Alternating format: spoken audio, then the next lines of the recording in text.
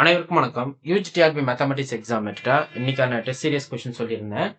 So every week பார்த்தீங்கன்னா Wednesday, Friday, Sunday இது வந்து பிஃபோர் நோட்டிஃபிகேஷன் ஆல்ரெடி நான் நோட்டிஃபை பண்ணியிருந்தேன். ஸோ அதுபடி பார்த்தீங்கன்னா இன்னைக்கு வந்து லாஸ்ட் ஒரு 1 வீக்காக பார்த்தீங்க அப்படின்னா, அதாவது இந்த வீக்கில் லாஸ்ட் வெட்னஸ்டே, ஃப்ரைடே, சண்டே இதில் மட்டும் பார்த்தீங்க அப்படின்னா மெக்கானிக்ஸ் யூனிட்டை கவர் பண்ணி கொடுத்துருக்கேன். ஸோ மெக்கானிக்ஸ் வந்து சிலபஸ் படிச்சுட்டு என்னோட டெஸ்ட் கொஸ்டின் வெயிட் பண்ணுறவங்களுக்கு நான் டெஸ்ட் கொஸ்டின்ஸ் வந்து குரூப்பில் போஸ்ட் பண்ணிடுவேன். ஓகே, ஸோ வேணுன்றவங்க டெஸ்ட் பேட்ச் சீரியஸில் ஜாயின் பண்ணிக்கிங்க. டெஸ்ட் பேட்ச் வேணுனாலும் தனியாக இருக்குது, எம்சிக்யூ புக்லெட் வேணுனாலும் தனியாக இருக்குது, இல்லை டெஸ்ட் பேட்ச் ஸ்டடி மெட்டீரியல் வேணுனாலும் தனியாக இருக்குது. ஓகே, ஸோ இதில் நான் கொடுக்குற ஒரு டீட்டெயிலும் நான் சொல்லிடுறேன். என்னன்னா, இப்போ நீங்கள் உங்களுக்கு மெட்டீரியல் வேணும், யூஜிடிஆர்பி மெட்டீரியல் வேணும் அப்படின்றவங்க, யூஜிடிஆர்பிக்கு கம்ப்ளீட் மெட்டீரியல் வேணும் அப்படின்றவங்க என்னெல்லாம் ரீச் பண்ணுவீங்க, உங்களுக்கு என்னெல்லாம் பார்சல் வரும் அப்படின்னு நான் சொல்கிறேன். இது மொத்தமாக பார்த்தீங்கன்னா ஒரு 17 கேஜி பார்சல் இது. ஓகே, இந்த 17 கேஜி பார்சலில் என்னெல்லாம் வரும் அப்படின்றத சொல்லிடுறேன். ஸோ ஃபஸ்ட்டு பார்த்தீங்கன்னா உங்களுக்கு 3 புக்லெட் எம்சிக்யூஸ் வரும். 3 புக்லெட் வந்து எம்சிக்யூஸ். ஸோ இது வந்து 6000 ப்ராப்ளம் வித் டீட்டெயில் சொல்யூஷன் இருக்கும். Okay, with detailed solution. So அடுத்து பார்த்தீங்க அப்படின்னா யூஜிடிஆர்பி கண்டென்ட். யூஜிடிஆர்பி கண்டென்ட் என்னெல்லாம் கண்டென்ட் இருக்கு? Laplace, algebra 1 and 2, algebra 1 and 2, basic algebra, basic algebra. அடுத்து அனாலிட்டிக்கல் ஜாமெண்ட்ரி. நெக்ஸ்ட் பார்த்தீங்க அப்படின்னா இன்டெக்ரல் கால்குலஸ். இதுக்கெல்லாம் மெட்டீரியல் சொல்றேன். ஓகே, இன்டெக்ரல் கால்குலஸ், அப்புறம் டிஃபரன்ஷியல்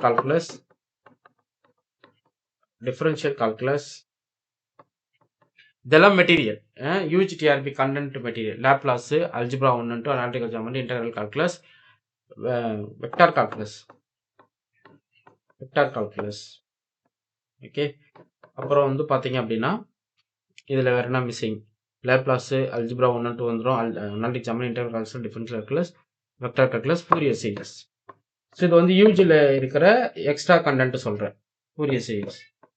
அதுக்கப்புறம் பார்த்தீங்கன்னா அப்படியே பிஜி மெட்டீரியல் இறக்கிடுவேன். பிஜி இது கூட பிஜி வரும். இதெல்லாம் வரும், ரியல் வரும், பிஜிக்கு ரெடி பண்ண மெட்டீரியல். காம்ப்ளெக்ஸ் வரும், அடுத்து ஓடி வரும், நெக்ஸ்ட் பிடி வரும், அப்புறம் ஓஆர் வரும், அதுக்கப்புறம் குயிங் தியரி வரும். குயிங் தியரி தனியாக புக்லெட் இருக்கு, குயிங் தியரி வந்துடும். அடுத்து பார்த்தீங்கன்னா ஸ்டாட் 1 and 2 வரும், ஸ்டாட் 1 and 2. ஓகே, ஸோ இதெல்லாம் பார்த்தீங்க அப்படின்னா உங்களுக்கு பிஜியில் இந்த போர்ஷன் எடுத்து அப்படியே யூஜி மெட்டீரியல் கூட உங்களுக்கு மெட்டீரியல் புக்லெட்டாக வந்துடும். மொத்தம் 17 கேஜி பார்சல். இதுக்கான மொத்த ப்ராக்டிஸ் கொஸ்டின் வந்துடும். ஸோ ப்ராக்டிஸ் கொஸ்டின் தனியாக கொடுத்துருவேன், டீட்டெயில் சொல்யூஷன் இல்லாத ப்ராக்டிஸ் கொஸ்டின் தனியாக வந்துடும். ஓகே, ஸோ இதுதாங்க, இது வந்து கம்ப்ளீட் பேக்கேஜாக வரும். ஓகே, கம்ப்ளீட் பேக்கேஜ், இது எல்லாமே ஒரு பேக்கேஜ். அப்புறம் இதுக்குள்ள டெஸ்ட் பேட்ச் ஃப்ரீ. இன்னொன்று பார்த்தீங்க அப்படின்னா 3 புக்லெட் எம்சிக்யூஸ், 6000 ப்ராப்ளம் எம்சிக்யூஸ் தனியாக இருக்கும், ப்ளஸ் டெஸ்ட் பேட்ச் தனியாகும். ஓகே, ஸோ இது வந்து ஒரு காம்போ ப்ரைஸ். இது ஒரு combo full set study material including PG content. So இதெல்லாம் ஒரு காம்போ. ஸோ இதுதாங்க உங்களுக்கு நான் வந்து கொரியர் பண்ணுவேன். இது வந்து 17 கேஜி பார்சல் உங்கள் அட்ரஸ்க்கு கொரியர் போட்டுருவேன். கொரியர் ஆப்ஷன் பார்த்தீங்கன்னா ப்ரொஃபஷனல் கொரியர் தான். ஓகே, ஸோ உங்களுக்கு வந்து ப்ரொஃபஷனல் கொரியரில் இந்த மெட்டீரியல்லாம் உங்களுக்கு கொரியர் போட்டு பில் அனுப்பிடுவேன். ஸோ ஒன்ஸ் நீங்கள் புக் பண்ணிட்டீங்கன்னா உங்கள் அட்ரஸ்க்கு கொரியர் வந்துடும். ஸோ இமீடியட்டாக ப்ரிப்பரேஷன் ஸ்டார்ட் பண்ணுங்கள். நான் அதுக்கப்புறம் நோட்டிஃபிகேஷன் வந்தவொடனே டெய்லி டெஸ்ட் போடுவேன். பிஃபோர் நோட்டிஃபிகேஷன் வந்து every week Wednesday, Friday, Sunday. After notification வந்து டெய்லி டெஸ்ட். ஸோ 150 கொஸ்டின் வந்து டெய்லி டெஸ்ட் போடுவேன். ஸோ கொஸ்டின்ஸ்லாம் அப்படி தான் இருக்கும், இந்த ஸ்டாண்டர்ட் தான் கேட்டிருப்பேன். இது வந்து மெக்கானிக்ஸில் இன்னைக்கான டெஸ்ட் சொல்லியிருந்தேன். Projectile, part of projector, trajectories. Okay, அதுக்கப்புறம் சென்டர் ஆஃப் கிராவிட்டி, அது போல் ஃப்ரிக்ஷன்ஸ், அது ரிலேட்டடான கொஷின்ஸ்லாம் நான் அங்கே கேட்டிருக்கேன். ஸோ அதுபடி இன்னைக்கான டெஸ்ட் கொஷின் தான் அது. ஸோ இதுக்கான சொல்யூஷன்ஸ் வந்து 1 by 1 பார்ப்போம். என்னுடைய கிளாஸஸ் ரெகுலராக வாட்ச் பண்ணிகிட்டே வாங்க. ஸோ வீடியோ ஃபாலோவர்ஸ்க்கு நான் என்ன பண்ணியிருக்கேன், ஓப்பன் சோர்ஸில் கிளாஸஸ் கொடுத்துட்டு வரேன். நீங்கள் எல்லாம் கிளாஸ் கேட்குறீங்க, உங்களுக்கு கிளாஸே வேணான்ற.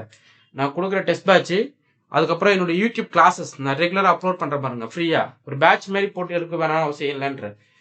ஸோ உங்களுக்கு வந்து இந்த ப்ராப்ளம் இந்த வீடியோ டிஸ்கஸ் பண்ணுறேன், அப்படியே அப்லோட் பண்ணிடுவேன். நீங்கள் அது ஒன்றும் நீங்கள் பண்ண வேண்டிய விஷயம், சேனலை சப்ஸ்கிரைப் பண்ணிட்டு பெல் ஐக்கானை ப்ரெஸ் பண்ணிட்டு வெயிட் பண்ணிட்டு இருக்கணும், அவ்வளோதான். அப்படியே டான் நோட்டிஃபிகேஷன் வரும். ஸோ சண்டே பார்த்தீங்கன்னா ஃபுல் டே நோட்டிஃபிகேஷன் வரும், வந்துகிட்டே இருக்கும், ப்ராப்ளம்ஸ் அப்லோட் பண்ணிகிட்டே இருப்பேன். வீக் டேஸில் பார்த்தீங்கன்னா மார்னிங் ஈவினிங் வந்துடும். ஓகே, ஸோ இப்போ பார்த்த கொஷின்ஸ்க்கான சொல்யூஷன்ஸ் பாருங்கள். சொல்யூஷன் சொன்னோன்னா அப்படியே கொடுக்குறேன், நல்லா கவனிங்களா. இது எல்லாமே சொல்யூஷன் தான். இப்போ பார்த்த கொஸ்டின்ஸ்க்கு இப்போ சொல்யூஷன் பார்க்க போகிறோம். So solution, if a path of the projected with the velocity u at an angle theta with the horizontal is என்னவா இருக்குன்னா பேராபோலா. நம்ம ஆல்ரெடி பார்த்துருக்கோம். ஸோ இந்த ஈக்குவேஷனும் ரொம்ப முக்கியங்க. பாத் ஆஃப் ப்ரொஜெக்டரோட ஈக்குவேஷன் கேட்பாங்க, y = x into tan theta minus gx² divided by 2u square into cos square theta. இது வந்து டிராவலிங் வெலாசிட்டி, g வந்து கிராவிடேஷனல் ஃபோர்ஸ், x வந்து displacement of the particle, theta in the range. So உங்களுக்கு projectile ரேஞ்சை வந்து நீங்கள் fix பண்ணிக்கலாம். அடுத்து maximum range of the projectile with horizontal ground. Maximum range என்ன நடக்கும், ஒரு பார்ட்டிகுலர் ப்ரொஜெக்ட் பண்ணுறோம் அப்படின்னா இதுதான் ஹரிசாண்டல் ரேஞ்ச். ஹரிசாண்டல் ரேஞ்ச் இதுதான். ஸோ இது எவ்வளோ இருக்கும் அப்படின்றத கேட்குறாங்க. ஸோ கிரவுண்ட் லெவலோடைய மேக்ஸிமம் ஹரிசாண்டல் ரேஞ்ச் பார்த்தீங்க அப்படின்னா u² sin 2 theta divided by g. இது எப்போ மேக்ஸிமம் ரேஞ்ச் ரீச் பண்ணோம்னா theta = 45 டிகிரி. ஓகே, நீங்கள் போட்டிங்கன்னா உங்களுக்கு தெரியும். Okay, u² by g theta sin substitute பண்ணும்போது u² by g கிடைக்கும். So sin 2 theta value theta 45 டிகிரியில் 1 வந்துடும். ஓகே, ஸோ அப்போ u² by g னா எந்த ஆப்ஷன்? Option A correct. அடுத்து, if a particle projected upon an inclined plane at an angle alpha, acceleration along the plane என்னவா இருக்கும் அப்படின்னா g sin alpha. ஓகே, இந்த plane acceleration along the plane, இது ரெட்ரேஷன்ஸ் already நான் சொல்லியிருந்தேன், அதுதாங்க g sin alpha. A body is static equilibrium under the thick coplanar non-parallel forces. The line of actions must be concurrent இருக்கும், நம்ம already பார்த்தோம். So பார்த்தீங்கன்னா option B correct. If two equal and opposite forces acting on a rigid body produce என்னவா இருக்குன்னு கேட்குறாங்க, coupled ஃபோர்ஸாக இருக்கும். So பார்த்தீங்கன்னா ஆப்ஷன் சி கரெக்ட். அடுத்து, the angle of frictions is equal to tan inverse of mu. Mu equal to tan phi. அப்போ உங்களுக்கு மட்டும் மியூ பை மட்டும் வேணா tan இன்வர்ஸ் ஆஃப் மியூ. அடுத்து, the centroid of semi circle lamina of radius R from the base என்னவா இருக்குன்னு சொல்லி கேட்குறாங்க, 4r divided by 3π. இதெல்லாம் ரிசல்ட் நோட் பண்ணிக்கோங்க, இதெல்லாம் நீங்கள் படிக்கணும். அதாவது உங்களுக்கு Duraipandian book line by line questions வந்துகிட்டே இருக்கும். அடுத்து, the moment of inertia of the uniform rod of length L about the center வந்து ml² divided by 12. moment of inertia of a uniform rod of length L-க்கு அதனுடைய centre பார்த்தீங்க அப்படின்னா ml² divided by 12. about its centerக்கு, the moment of inertia of a uniform rod of length L about its centerக்கு ml² divided by 12. So m வந்து mass, momentum அது L வந்து length of the rod, அதுக்கப்புறம் by 12 போட்டிங்க அப்படின்னா உங்களுக்கு கிடைச்சிடும் m into L² divided by 12.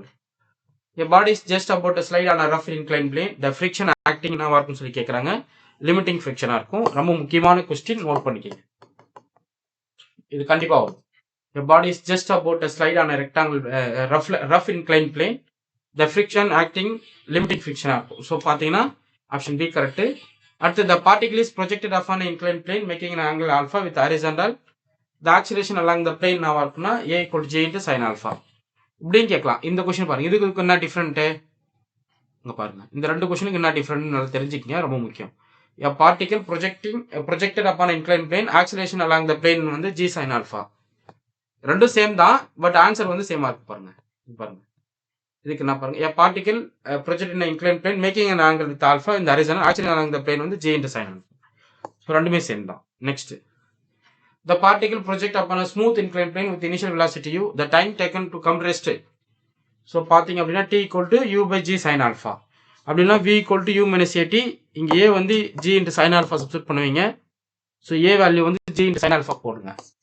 இதே formula தான். Initial velocity v = 0, general velocity v = u minus at.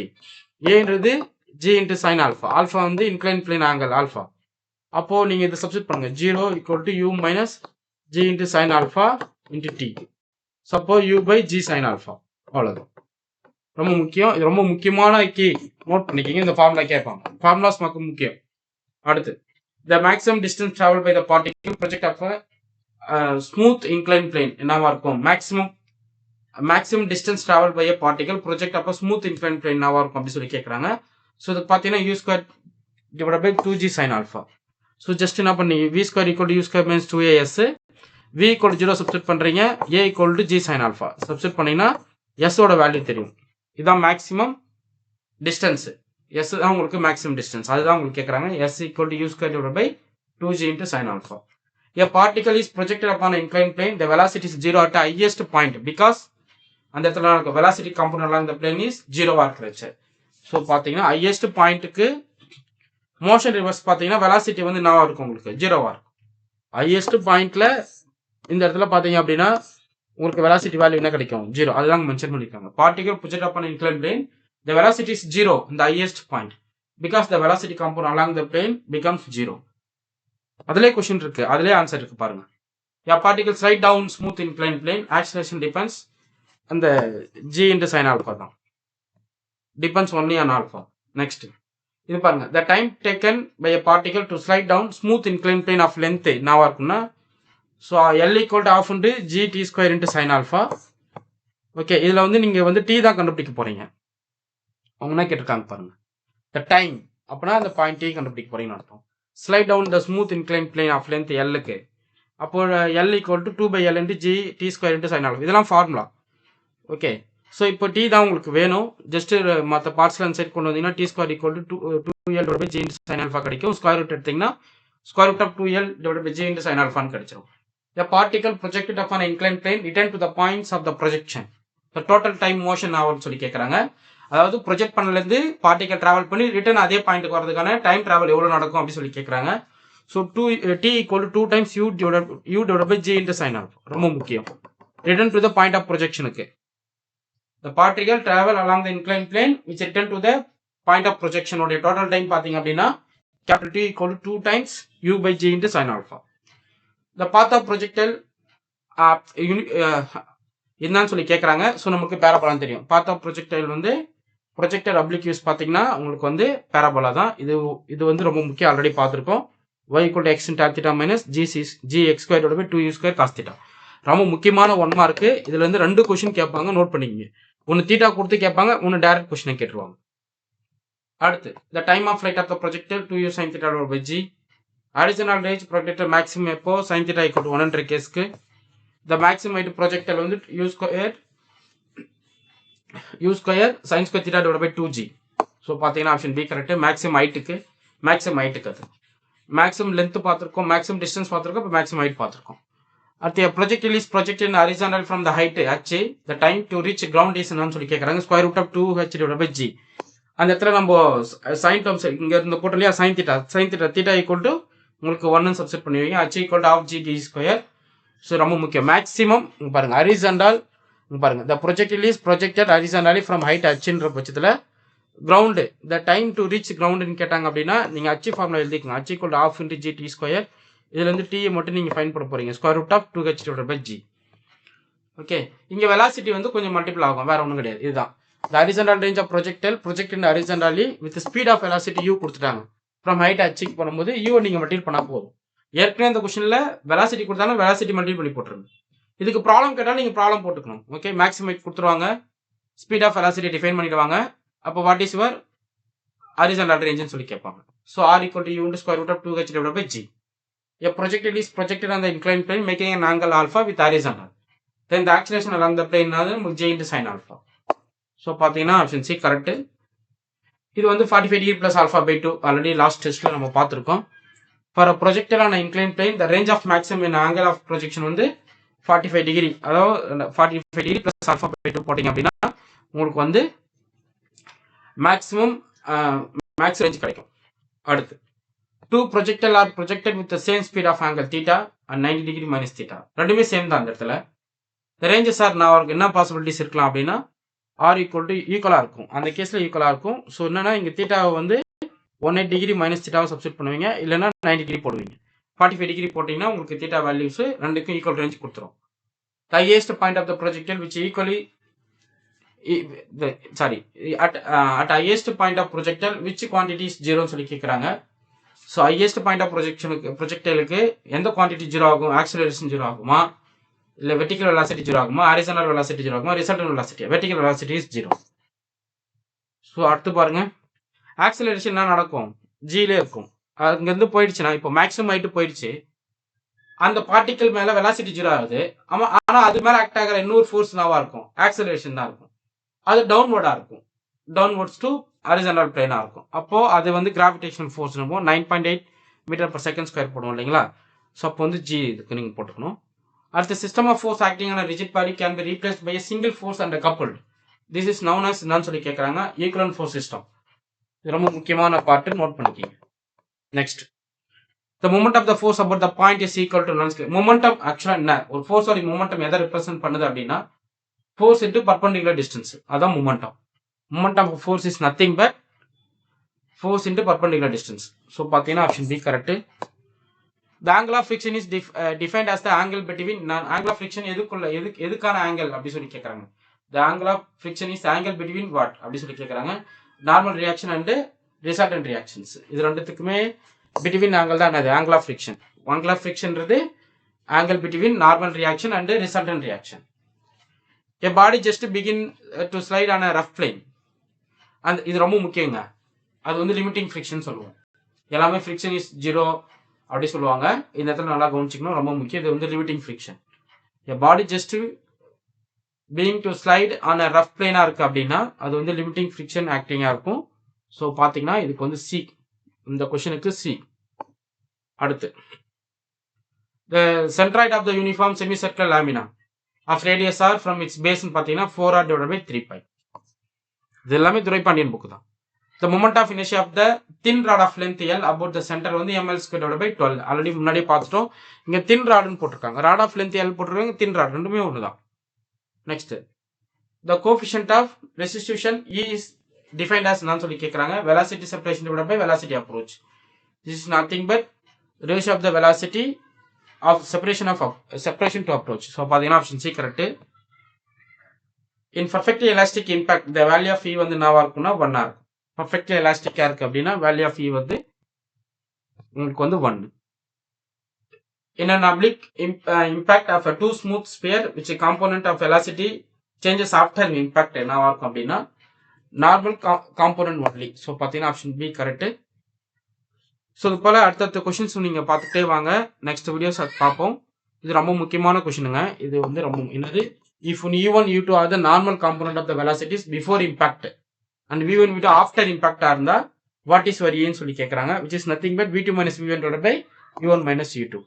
So பார்த்தீங்கன்னா option B correct. Okay, so next அடுத்த வீடியோவில் பார்ப்போம். அடுத்த டெஸ்ட் கொஷின்ஸ் உங்களுக்கு நான் சொல்கிறேன், சிலபஸ் கொடுத்துட்றேன், ஜஸ்ட் ஃபாலோ பண்ணிக்கோங்க. உங்களுக்கு இந்த வீடியோ பிடிச்சினா லைக் பண்ணுங்க, கமெண்ட் பண்ணுங்க, உங்க ஃப்ரெண்ட்ஸுக்கு ஷேர் பண்ணுங்க. தேங்க்யூ.